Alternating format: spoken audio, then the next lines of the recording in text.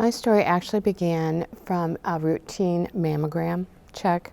I've been pretty dedicated to having mammograms because I did have, prior to this, a breast biopsy done in the early 1990s.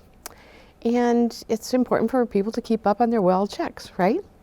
So I proceeded to have my primary care provider ordered a mammogram, and I went for a mammogram.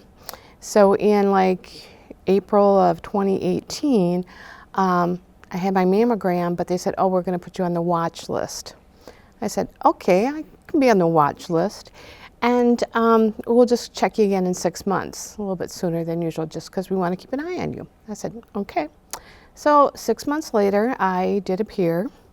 And at that time and at that point, we redid the mammogram, and I could tell I was probably in trouble because I had to wait a little bit longer than usual. And they said, well, I think it's kind of suspicious, so let's just do a breast biopsy on you, because I know for the fact that you've had surgery before on that left side, and it just kind of looks a little suspicious. So I said, okay. So we then set up for a breast biopsy, and I went in October for that breast biopsy.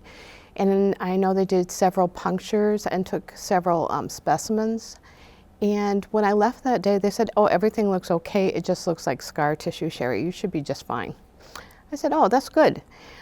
I proceeded then to go home, and I am the mother of twins in college. Unfortunately, my son at the time was in school in Milwaukee. He had mono, and he was so ill we had to go and get him. And my husband and I got in the car, and we drove to Milwaukee, got my son. We stopped on the way back, and you know, with technology today, my phone goes off in the car. And unfortunately, my husband had gone into the restaurant, and I was in the car. My son, who wasn't feeling well anyway, and we got the news that I had breast cancer. So we did not share that information with our children at all, so he heard it on the phone. I had to then go and see the surgeon. Dr. Trombetta was so nice. He was just A+. His compassion for patients, and knowing that I was a nurse, I mean, we have to keep him. He's so good. And he gave me my choices, and I made my decision that I was going to, at that time and point, just have a double mastectomy and do reconstruction surgery, in hopes that with the DCIS, I would not have to do any chemo or any radiation. So we had to find a plastic surgeon at that time. My initial consult did not go well at all. It was probably the most humiliating thing I've ever encountered in my life. My husband afterwards said, I didn't know how long you were actually going to sit there and take it, Sherry. I just took it because I didn't think I had a choice. I came back to my office, and I was just like in tears. It was pretty much the most humiliating thing I've ever experienced, especially coming from a healthcare provider. I was very lucky to get a hold of the patient representatives, and I did get another consult. And at that time, I went to see a different plastic surgeon, and she was very kind, very informative, and it was very short, and we were able to get on the surgery schedule together. So on November 28th, I believe it was, in 2018, it was all set up at that time and point. We're doing the double mastectomy, and then the plastic surgeon would come in, and she would do implants for me at that time and point. I never really got better. It seemed like after the surgery, I was like, my drains wouldn't come out. I was kind of stuck. I was like, oh, I'm not going as fast as I want to, and not healing like I should. And on December 22nd, I think it was December 21st, it was a Friday before Christmas, and I still had drains in. We went out to eat at a local restaurant. I remember I had fish.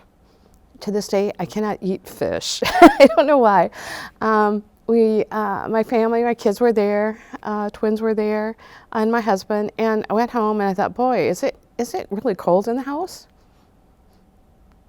Turn on the heat, would you? And pretty quick, it's like, oh, put it together, Sherry. Your temperature is 103 plus at that time and point. So I was like, oh, well, maybe, and it's like after 5 o'clock. So everything is closed. So being a good person, I called the nurse advisor line, yes, you have to come in. I came in. Ironically, I just kind of wrapped a blanket around my coat, and that's how I came into the emergency room. And they were excellent care there. Dr. Zink, Robert Zink, was on that night.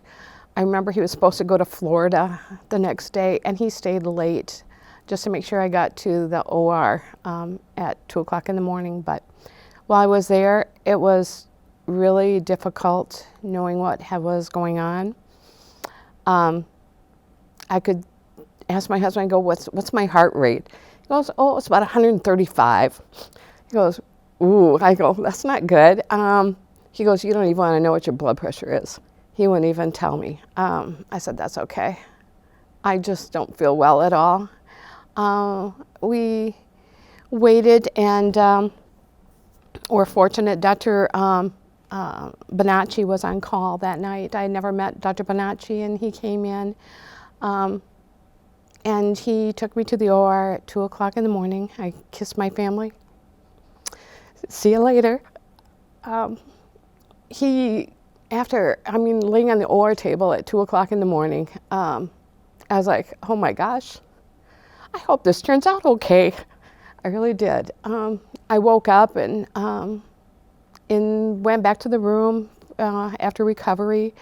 And at that time and point, Dr. Bonacci, he came in and he made the comment, he again introduced himself because I had never met him before, and he was just so wonderful. He goes, when we opened you up again, we had to on the right-hand side, which was the non-cancerous side where the infection was. He goes, it smelled. You smelled, and even the tech could smell through even the surgical mask how infected you were. I think I was very lucky. I was able to get in. I probably have enough antibiotics in me to last for a while. And we started again. I remember that. And we planned on just being off for like 8 weeks. So I've already spent like 5 weeks. And I did come back to work for like January 8th. We were hoping to save some of my FMLA. I think it was exhausting. I think it was way too soon. I still put my arm into a sling and I couldn't use my arm again, except it was just on the right-hand side. Yeah, I think I worked and went home and went to bed because I was just exhausted. My coworkers were really typically supportive of me. I know one of my coworkers, when I told her I had breast cancer, and she had to bring up, and it still sticks in my head, about, do you ever watch the show Botched? And she carried on about the show Botched, and I was like, no, I haven't watched that, nor do I probably want to watch the show Botched, but it was, yeah, it's still stuck in my head. I was like, that's like bad karma. Don't say that, please. But Kathy Caney was my clinical manager at that time, and she was just wonderful and supportive of all this and me and my work as a nurse. And as it came to be, then I finally, my arm got stiff. I did see Donna from the massage therapist in Alaska, and a couple treatments, I tell you, she was just like healing hands on me. I could actually like move my arm, and it felt just wonderful with her working with me. After a while, it was doing well. I thought about, because now I still had one implant on the left-hand side after I kind of healed up from everything. What am I going to do now? Because I still have to go to the OR one more time either way. And I did go to Madison for a consult just to see if it can be one more shot and be done. And that didn't sound so good. After I got down to Madison, it sounded like very intensive surgery to do a flap and spending another 5 more days in the hospital is what you would have to spend. And I went home to my husband and he goes, oh, you don't have to decide now. We can just wait. And I said, that sounds like a good idea because they have to do special scans to make sure all the major vessels are okay. And I was like, this sounds really invasive. And I don't feel like buying a lottery ticket at this time and point with my luck. And we just went home and I carried on. And then in July, ironically, it was like a Monday morning at 2 o'clock in the morning. I had to go up and get up out of bed and use the restroom. And I was like, when I urinated, I had blue-green urine. I thought, you know, I just cleaned the toilet with Comet. It must have been the Comet. You didn't clean it well enough, and so now some of it has just rinsed down to the toilet. And so I went to work on a Monday morning and carried on my day. And then, sure enough, 5 o'clock, it was time to pretty much go home after hours, and the clinic is closed. And I went to the bathroom, and I was like, oh, no, I have blue-green urine. What does a good nurse do? She Googles blue-green urine. And what does she find? Pseudomonas grows in blue-green urine. So I was like, oh, dear, that's exactly what I was growing in my chest was Pseudomonas. I thought, oh, no, here we go again. I called the nurse advisor line. I said, I feel really healthy, but for some odd reason, I am now peeing blue-green urine. And so she sent me to emergency room. So I go in the emergency room, and I think I had stumped everybody. The providers were stumped. The PA that took care of me, I said, he goes, I've ran it through everybody. We don't know what's wrong with you. I said, and again, when I gave a urine specimen, it wasn't blue-green. I was like, I can see. I'm okay. And then sure enough, I found out the other implant on the left side was leaking. So I had to go back to the OR again, but at least it was more like, let's go soon and not stat. So I was able to get an appointment then in like 3 days, and I went back to the OR, and then they removed that implant. So I spent another 4 weeks off of work. Yeah.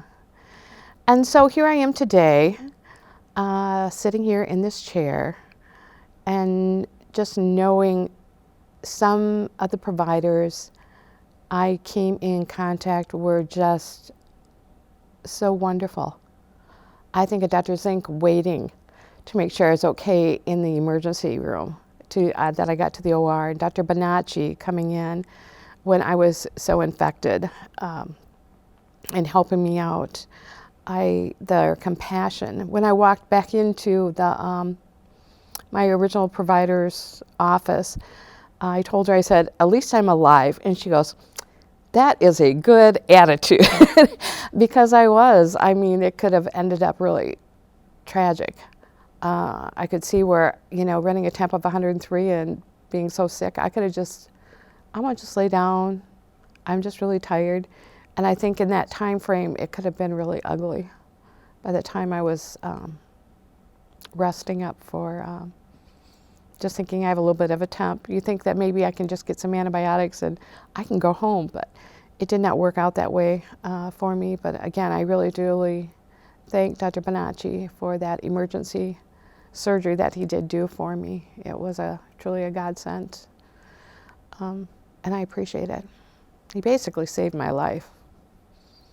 Yeah. Okay, well, thank you for sharing your story. How much did you know about sepsis prior to your illness? As a nurse, I know about people being septic. I actually had a family relative who became septic prior to this and had original surgery in a different organization. Came to Gunderson, and I followed his path. I am surprised that man is even alive from his sepsis experience. I truly believe, you know, sometimes when you're in that position and you are actually now the patient, you're not the nurse, it's a whole different ball game. I was looking for signs for infection, but I really truly thought that I would just get some antibiotics because I knew I had an infection and I would just be able to go home.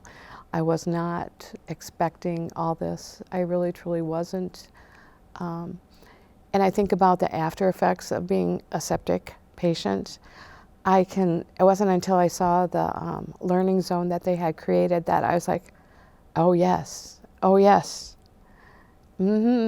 Post-traumatic stress, different things like that. I can go back now and I can see that, yes, I was there in that sense of the full effects of being septic. If you could give the public one message about sepsis, what would you tell them? Know the signs and symptoms and get your health care when you need to. I encourage people, if they have questions or concerns, to call the nurse advisor line. They were wonderful, even though sometimes people are in denial about what's going on with themselves and with their bodies. Yeah, you need that guidance. You need that outside person looking in and giving you guidance on what to do.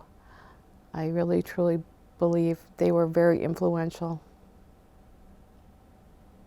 If you could give providers a message about patient care, what would you tell them? Have the compassion for your patients. They are also role models for other healthcare providers. And I truly believe the ones who had that compassion and that caring really, truly affected me. And knowing how good Gunderson is and how we care for people in our community. And it makes me very proud that they're Gunderson providers. I mean, they're the face of Gunderson. And truly, truly, like I said, they really saved my life. I think of all the lives I've been involved with and touched in my life as a nurse, but being on the other side is a whole different story. I don't wish this on anyone. I really, truly would never wish this experience on anyone. As a family, I think we grew a lot stronger.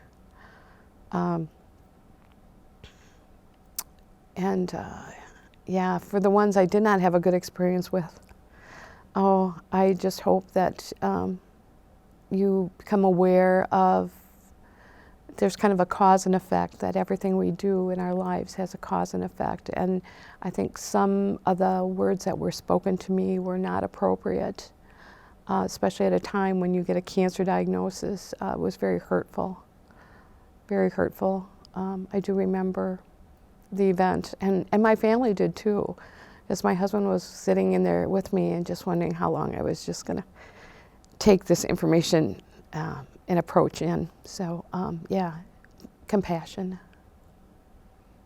Any additional points you want to make, Sherry, at all? Your experience? Any other thoughts? You know, I always thought it would never be me. You know, I had never been in an OR as a patient ever before. So I think the whole experience of it all was quite traumatizing, I think, as it is, especially at my age. I was like, you know, I've just little things have happened to me. Even my kids were normal, no C-sections or anything. So it makes me very proud to be here at Gunderson. I just encourage people to maintain their health care, follow what your provider says to do. If it wasn't for me not getting my initial mammogram, it's hard to tell where I would be now. It's hard to tell if I did not call the nurse advisor that night. I was running a temp of 103 plus, and not coming in, I could have probably died. Most likely, I would have died. I would have been. So. Well, thank you for sharing your story. Thank you for having me. I appreciate it.